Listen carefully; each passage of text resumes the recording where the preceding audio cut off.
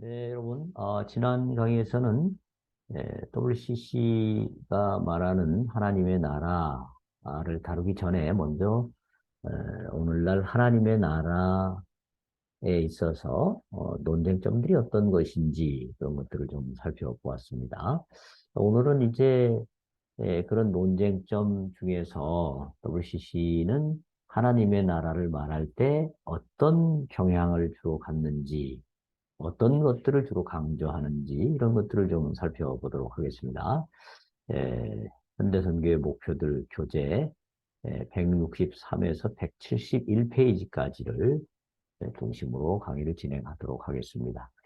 WCC가 말하는 하나님의 나라를 보면 에, 몇 가지 큰 특징적인 경향이 나타납니다.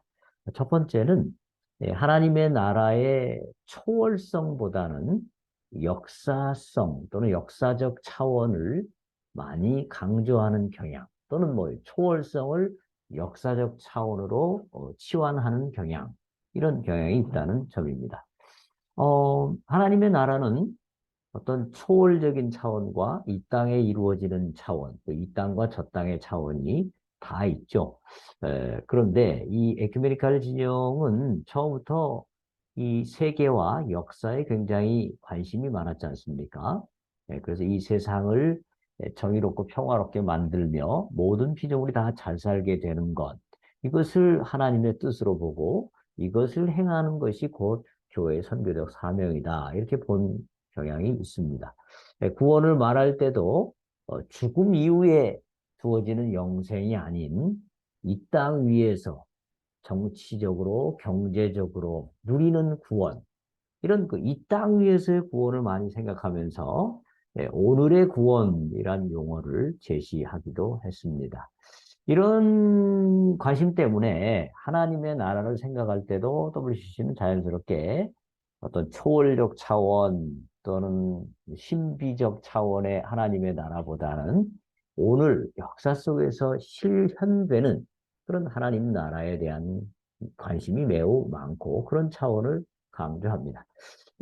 이런 경향은 이제 해방신학에서 많이 나타나는데 해방신학을 WCC는 적극적으로 수용했죠. 그러다 보니까 그런 그 하나님의 나라를 이 땅 차원에서 많이 보는 이런 견해가 많이 나타납니다. 장신대 윤철호 교수는 해방신학에 대해서 이런 이야기를 했습니다. 성서의 종말론적 하나님 나라의 상징에 대한 해석의 초점이 내세적인 미래로부터 삶의 물질적인 조건에 대한 역사적 변혁으로 전환되었다. 그러니까 종말론을 미래적인 것으로부터 현재의 것으로 바꾸는 것. 이것이 해방신학의 주된 관심이다라는 것이죠. 이 외에도 WCC가 종말 또는 하나님의 나라를 이 땅 차원으로 많이 강조하게 된 데는 몇 가지 사조들이 영향을 미쳤다. 이렇게 윤태로 교수는 분석하는데요. 그 내용을 살펴보면 이렇습니다. 계몽주의 시대에 들어서서 자연주의적 합리주의 이런 거를 외친 사람들이 이제 뭐 뉴턴, 아담 스미스, 루소 이런 사람들에 의해서 성서적인 역사의 하나님은 자연 법칙으로 또 기독교 종말론은 조화로운 사회 질서로 하나님의 나라는 인간 이성의 능력에 의해 이 세계에서 실현되어야 할 사회적 과업으로 대체되었다. 그리고 유토피아적 사회주의, 꽁트죠. 그다음에 과학적 혁명 사상, 마르크스죠. 이런 사람들에 의해서 종말론적 희망은 유토피아적 이상으로 대체되었다. 특히 마르크스에게 있어 마지막 상태는 선한 세력, 즉 프롤레타리아와 악한 세력, 즉 부르주아 사이에 묵시적 투쟁의 잿더미에서 출현하는 계급 없는 사회를 의미했다. 종말론은 이단적 천년 왕국으로 철저하게 세속화되었다. 초월은 내재화되고 신학은 목적론이 되고 내세는 혁명 후의 미래가 되었다. 예. 그래서 이제 결국 이 합리주의 또는 어, 유토피아적 사회주의 이런 것들에 의해서 초월적 하나님의 나라가 역사 속에서 이루어질 수 있는 어떤 인간들이 만들 수 있는 나라로 많이 치환되는 경향을 보이는데 이런 것들이 이제 WCC 신학에 또 많이 나타난다는 것이죠. WCC 신학이 이런 사조들의 영향을 많이 받은 거죠. 네. 그래서 결국 이런 사조들의 영향으로 WCC 하나님 나라 이해는 이 땅 위에 이루어지는 조화롭고 행복한 그런 사회 질서 정도로 축소되는 그런 경향이 나타납니다. 하나님의 통치와 구원을 동일시함으로써 모든 사람이 하나님의 통치를 받기 때문에 모두 다 하나님 나라의 백성인 것처럼 혼동하는 경향도 또한 나타납니다. 하나님이 이 세계를 통치하시는 건 맞죠. 그러나 그렇다고 해서 하나님이 통치하시기 때문에 다 구원하신다? 다 구원받을 것이다? 이거는 잘못된 것이죠. 하나님의 통치를 인정한다고 해도 여전히 하나님의 통치를 거부하는 피조물들이 있단 말이죠. 네, 그렇기 때문에 하나님의 통치와 구원 행위를 동일시하는 것은 자칫 만인 구원론으로 이어질 수 있고 이것은 그렇게 된다면 결국 선교 무용론으로 이어질 위험성이 높은 것 아니겠습니까? 그래서 조심해야 되죠. 또 에큐메니칼 진영의 하나님 나라 이해는 한때 전 세계의 거의 반을 차지했던 막시즘 이데올로기의 영향으로 말미암아 하나님의 나라를 이 땅 위에 이루어지는 계급 없는 평등 사회 정도로 축소하는 경향이 있습니다. 결국 이 모든 이야기들을 종합해서 본다면 결국 WCC 하나님 나라 이해는 하나님 나라의 두 차원인 미래성과 현재성 중에서 현재가 미래를 집어삼켜버리고 거의 현재만 있는 그런 하나님의 나라, 이 땅 위에서 이루어지는 하나님의 나라로 강조하는 경향이 많습니다. 예, 그래서 미래적, 초월적 차원과 현재적 차원을 동시에 지닌 하나님의 나라를 지나치게 이 땅 위에 역사적으로 세워지는 물질 차원의 나라로 치환하는 경향을 보인다. 라는 게 첫 번째 특징이고요. 두 번째는 하나님 나라의 핵심을 소홀히 하는 경향입니다. 하나님의 나라라고 할 때 그 나라라고 번역되는 바실레이아, 바실레이아 투테우 중에 바실레이아죠, 나라는. 이거는 어떤 공간적인 의미보다는 하나님의 나라는 주로 추상적이고 역동적인 의미를 지니는데 그것은 주로 통치, 다스림, 지배 이런 의미를 지닌다고 봅니다. 하나님의 나라가 어느 땅 위에 뭐 어떤 일정 공간에 이루어진다기보다는 어느 곳이든 하나님의 통치와 다스림과 지배가 있는 곳은 하나님의 나라다라고 볼 수 있는 것이죠. 하나님의 나라라는 말은 하나님의 주권적 통치와 유사한 의미로 볼 수 있는 것입니다. 이것은 대부분의 성서학자들이 그렇게 인정합니다. 그렇다면 하나님의 나라에서의 핵심은 결국 하나님 자신이죠. 하나님이 왕으로 받아들여지고 하나님의 통치에 순종하는 곳이라면 그게 바로 하나님의 나라고 이 하나님이 하나님으로 인정받고 하나님의 뜻이 이루어질 때 그 위에서 정의와 평화가 강같이 흐르는 이런 역사가, 이런 결과가 일어나게 되는 것입니다. 그러니까 핵심 본질과 그것의 결과를 잘 구분할 필요가 있습니다. 하나님 나라 핵심 본질은 하나님과 그분의 통치고 그 핵심 본질이 잘 이루어질 때 그것이 이제 제대로 이루어질 때 그 결과 그것이 바로 정의와 평화 뭐 이런 것들이 나타날 수 있다라는 것입니다. 하나님의 통치가 임했다고 해서 곧바로 정의와 평화가 임하는 것은 아니죠. 또 하나님의 통치를 받아들인 사람들이 있다고 해서 그 사회에 바로 정의로운 사회, 평화로운 사회가 되는 것도 아닙니다. 그렇지 않습니까? 북한에 있는 우리 참 지하에서 숨어서 신앙생활하는 우리 믿음의 형제들, 거기 얼마나 많은 고생을 하고 하나님의 통치를 온전히 받아들이고 있습니까? 그럼에도 불구하고 북한이 지금 당장의 정의와 평화가 있는 게 아니거든요. 예. 이거 바꾸어 말하자면 정의와 평화가 미흡하다고 해서 또는 없다고 해서 그게 하나님의 나라가 아니라고 할 수 없는 것입니다. 그것은 사과 열매가 약하거나 사과가 잘 열리지 않는다고 해서 그게 사과나무가 아니다라고 생각하는 것과 같은 오류가 될 수 있습니다. 하나님의 나라는 하나님의 통치가 핵심이고 그 통치가 어떤 곳에서는 어떤 열매로 완전히 나타나는 경우도 있고 다른 곳은 또 그렇지 않을 수도 있다라는 것이죠. 그 결과와 관계없이 본질이 있을 때 그것을 우리는 하나님의 나라라고 보아야 될 것 아니겠습니까? 자, 하나님 나라의 핵심이 하나님이시다라는 점을 우리 장신대 김명룡 총장께서 전 총장께서 바르트의 견해를 따라서 다음과 같이 이야기를 했습니다.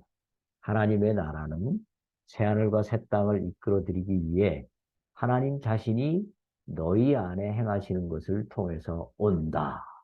승리는 시온을 통해서 오는 것이다. 하나님이 없는 한 승리는 없다. 예수 그리스도를 부활시킨 하나님의 능력이 세상 속에 새 하늘과 새 땅을 건설하는 전제인 것이다. 하나님의 나라는 하나님에 의해 그리고 하나님의 능력에 의해 건설된다. 즉 하나님의 나라의 핵심은 하나님이라는 거죠. 아울러 이 하나님의 나라의 통치와 복을 누리는 길, 즉 구원의 길은 철저히 예수 그리스도를 통해 주어지는 길입니다. 즉 신약 성경이 말씀하는 하나님 나라의 길은 예수 그리스도를 구주로 받아들일 때 열리는 것입니다. 그렇지 않습니까? 이 점에 대해서 사이더는 다음과 같이 주장합니다.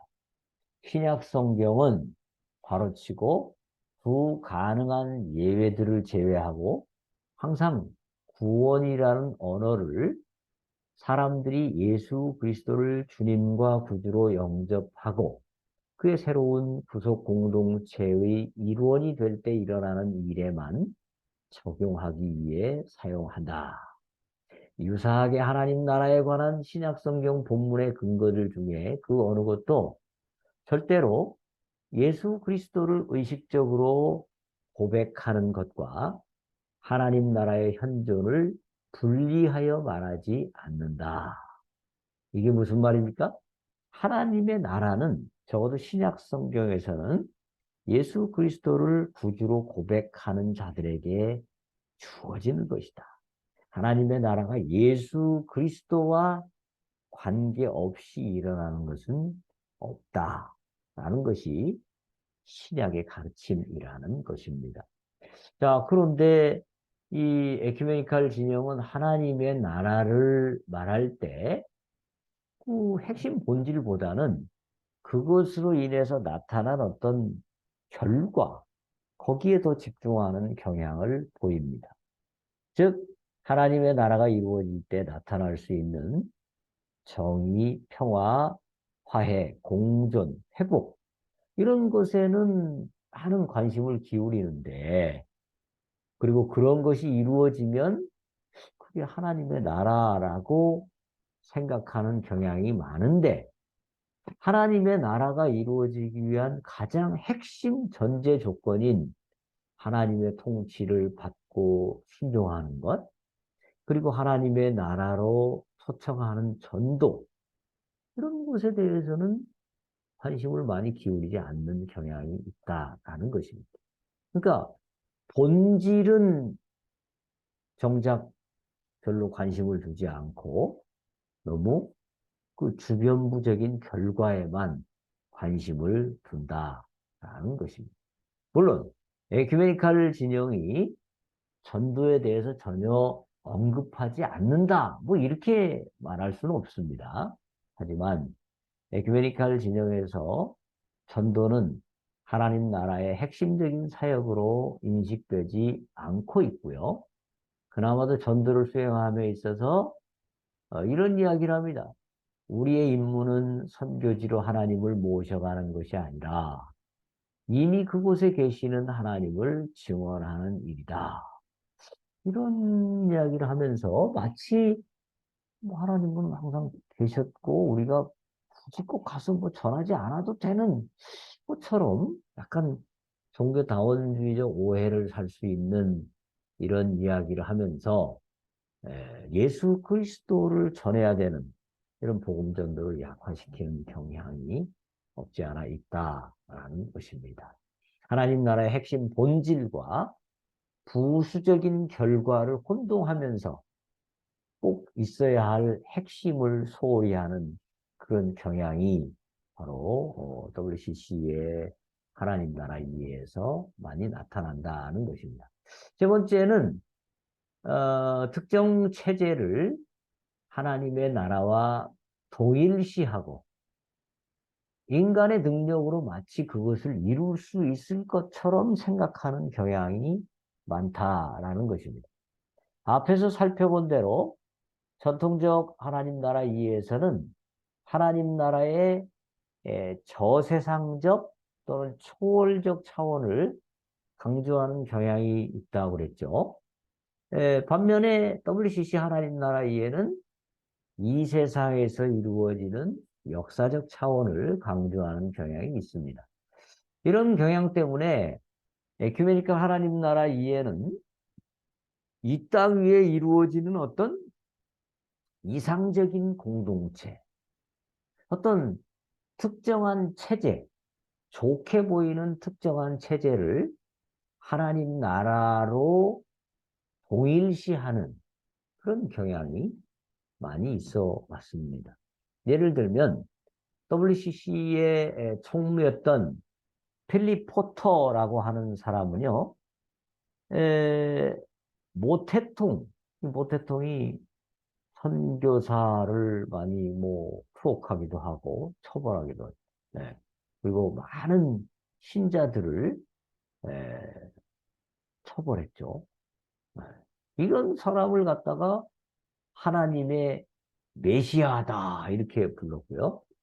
중국 공산주의자들의 혁명이 새로운 중국을 만들었고 이로 인해서 새로운 사회와 새로운 인간이 중국에서 표명되었다. 뭐 이렇게 약간 그 중국 사회, 중국 모태통을 메시아처럼 생각하고 모태통에 의해서 이루어지는 중국 공산 사회를 마치 새로운 사회인 것처럼 말하는 이런 오류를 범했다라는 것입니다. 김명룡 총장은 사회복음의 특징에 대해서 이렇게 이야기를 했습니다. 사회복음은 하나님 나라의 종말론적인 차원을 고려하지 않고 있다. 이 운동이 절정기에 이르렀을 때 이 운동을 하는 사람들은 종종 미국적 생활 방식을 하나님 나라의 삶 자체와 동일시하기도 했다.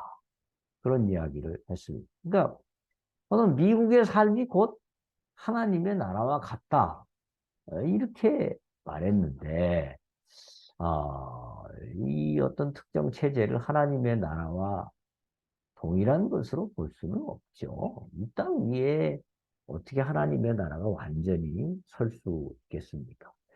네, 장신대 윤철호 교수는 개신교 자유주의는 하나님 나라가 진화론적 진보에 의해 역사의 미래에 실현될 것이다. 이런 역사 낙관주의에 사로잡혔으며 기독교적 마르크스주의는 하나님의 나라가 투쟁과 혁명에 의해서 이 땅 위에 실현될 것이라는 마르크스주의적 유토피아주의에 사로잡혔다. 이렇게 분석을 했습니다. 즉, 이 자유주의 신학 또는 사회복음, 기독교 마크시즘 이런 것과 긴밀한 연관성을 보이는 에큐메니칼 신학은 하나님의 나라를 이 땅 위에 세울 수 있다. 이런 것들을 이 땅 위에 실현해야 한다. 이런 것들을 너무 강조하다 보니까 구체적인 또 모델을 제시해야 될 거 아닙니까? 그러다 보니까 특정 체제를 하나님의 나라와 동일시하는 그런 경향을 보였던 것입니다. 아울러 하나님의 나라를 이 땅 위에 이루어지는 어떤 특정 체제와 자꾸 동일시하는 경향 속에서 마치 그 하나님의 나라를 인간이 노력으로 성취할 수 있을 것처럼 착각하는 그런 행동주의적 경향을 보이기도 합니다. 물론 하나님의 나라에 있어서 인간의 책임을 무시하면 안 되죠. 전통적인 하나님 나라 이해에서도 인간의 책임을 무시한 것은 아닙니다. 그런데 이제 하나님의 나라에 있어서 인간의 책임은 주로 어떤 것들입니까? 하나님이 그 나라를 이끌어 가시는 거니까 인간들은 그 통치를 순종하고 그 통치를 받아들이는 것, 그리고 다른 사람들 그 통치로 초청하는 것, 뭐 이런 것들이 주로 주된 인간이 할 일이겠죠. 예. 왜냐하면 하나님의 나라는 기본적으로 하나님의 나라, 즉 하나님께서 이루어 가시는 나라다라는 관점이 강했기 때문입니다. 이런 이유에서 칼 브라테는 말하기를 하나님의 나라는 하나님의 것이며 인간의 종교적 또는 문화적 사역으로 계획되어지고 세워질 수 없다. 그렇게 강조했고요. 하나님 나라에 대한 많은 저술을 남겼던 레드도 조지 레드죠. 인간은 왕국을 선포할 수 있다. 그러나 오직 하나님만이 그것을 인간에게 주실 수 있다. 그렇게 설명했습니다. 그런데 이렇게 하나님이 하시는 하나님의 나라, 이거를 에큐메니칼 진영에서는 하나님 나라 자체를 마치 인간이 이룰 것처럼 생각하는 경향이 강하다라는 것입니다. 이런 경향을 보면서 데이빗 보시는 이런 이야기를 합니다. 하나님의 나라는 본질적으로 선물이다. 그것은 결코 경험적인 구조나 세상의 어떤 체제와 동일시될 수 없다. 우리는 하나님의 통치를 우리가 이 세상에서 성취한 것과 혼동하는 죄를 저지를 수 있다. 이렇게 경고한 바 있습니다. 김명룡도 바르트의 주장을 따라서 다음과 같이 주장합니다. 세상적인 것이 신성화되어서도 안 되고 인간적인 것이 신성화되어서도 안 된다. 그것이 민주주의를 위한 것이든 사회민주주의를 위한 것이든 마찬가지이다. 평화주의와 사회주의는 하나님의 나라를 대신하시는 것이, 하는 것이 아니고 새로운 형태로 인간이 만든 옛 왕국을 대면할 뿐이다. 세상을 참으로 새롭게 하시는 분은 하나님이시지 인간적인 어떤 것이 아니다. 하나님만이 세상을 변혁시키고 새롭게 한다. 이렇게 말했습니다. 사이더도 최선의 사회적 행위가 만들어낼 수 있는 물질적 풍요와 의로운 사회적 구조의 모든 것들을 즐기면서도 하나님을 향해서는 능동적으로 반역하고 있을 수도 있으며 하나님과 영원한 분리로 향하는 길에 서 있을 수 있다. 즉, 우리가 풍요로운 사회, 아주 정의로운 사회, 또 모든 사람이 복지를 누리는 사회, 그런 사회가 돼도 그것이 하나님의 나라라고 말할 수는 없다는 거죠. 그런 사회에서 하나님을 오히려 더 반역하든지 또는 무시하든지 무관심하든지 할 수 있다라는 것입니다. 아무도 아무리 풍요롭게 정의롭게 사는 사회가 된다 할지라도 사람들이 하나님께 무관심하고 하나님을 대적하는 삶을 산다면 그것을 과연 하나님의 나라로 볼 수 있을까요? 그런데 WCC는 바로 이 땅에 이루어지는 어떤 아주 평등하고 공의롭고 잘 사는 나라를 하나님의 나라와 자꾸 동일시하는 경향, 또 특정 체제나 스타일을 하나님의 나라와 동일시하는 경향을 보이다 보니까 자연스럽게 그것을 인간이 만들 수 있을 것처럼 생각하는 오류를 범하는 경우가 많다라는 것입니다. 예, 다시 한 번 말씀드리면 결국 하나님의 나라는 하나님이 핵심 본질이시고 그분에게 순종할 때 진정한 하나님의 나라가 이루어진다라는 것을 우리가 성경에서 볼 수가 있습니다. 예, 자, 여기까지 두 번째 강의 마치도록 하겠습니다.